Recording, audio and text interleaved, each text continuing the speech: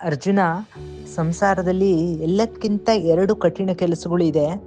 ಮತ್ತೆ ಈ ಎರಡು ಕಠಿಣ ಕೆಲಸಗಳನ್ನು ಯಾರು ಮಾಡ್ತಾರೋ ಅವ್ರ ಮೇಲೆ ನನ್ನ ಕೃಪೆ ಸದಾ ಇರ್ತದೆ ಎಂದು ಕೃಷ್ಣ ಹೇಳಿದಾಗ, ಅರ್ಜುನ ಆ ಎರಡು ಕಠಿಣ ಕೆಲಸಗಳು ಯಾವುವು ಹೇಳುವಂತನಾಗು ಅಂತ ಭಗವಂತನಲ್ಲಿ ಕೇಳ್ತಾರೆ.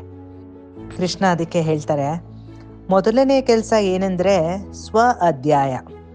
ಯಾರು ಈ ಕಠಿಣವಾಗಿರುವ ಸ್ವ ಅಧ್ಯಾಯವನ್ನು ಯಾವ ತಂದೆ ತಾಯಿಗಳಾಗ್ಲಿ, ಗುರುಗಳಾಗ್ಲಿ, ಮಿತ್ರರಾಗ್ಲಿ, ಪಾಠ ಹೇಳ್ಕೊಡುವಂತರಾಗ್ಲಿ ಇಲ್ದೇನೆ ತಮ್ಮ ಪಾಡಿಗೆ ತಾವೇ ತಮ್ಮ ಸ್ವಂತ ಬುದ್ಧಿಯಿಂದ ಸ್ವ ಅಧ್ಯಾಯವನ್ನು ಮಾಡುತ್ತಾರೋ ಅವರ ಮೇಲೆ ನನ್ನ ಕೃಪಾ ಕಟಾಕ್ಷ ಸದಾ ಇರ್ತದೆ ಅಂತ ಹೇಳ್ತಾರೆ.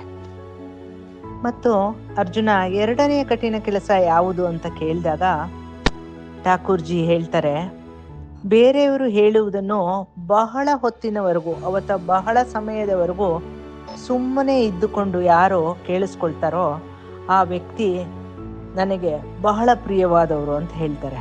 ಯಾಕಂದರೆ ಯಾವಾಗಲೂ ಈ ಸಂಸಾರದಲ್ಲಿ ಬೇರೆಯವರು ಹೇಳುವುದನ್ನು ಕೇಳುವುದಕ್ಕಿಂತ ಮುಂಚೆ ನಾವು ಉತ್ತರವನ್ನು ಕೊಡ್ತೇವೆ. ನಾವು ಹೇಳಿದ್ದನ್ನು ಬೇರೆಯವರು ಕೇಳಿಕೊಳ್ಬೇಕು ಅಂತ ಅಪೇಕ್ಷಿಸ್ತೇವೆ. ಆದ್ದರಿಂದ ಯಾರು ಕೇಳುವುದನ್ನು ಅಥವಾ ಶ್ರವಣ ಮಾಡುವುದನ್ನು ಬೆಳೆಸ್ಕೊಳ್ತಾರೋ ಅವರು ನನಗೆ ಅತ್ಯಂತ ಪ್ರಿಯವಾದವರು ಅಂತ ಭಗವಂತ ಹೇಳ್ತಾರೆ.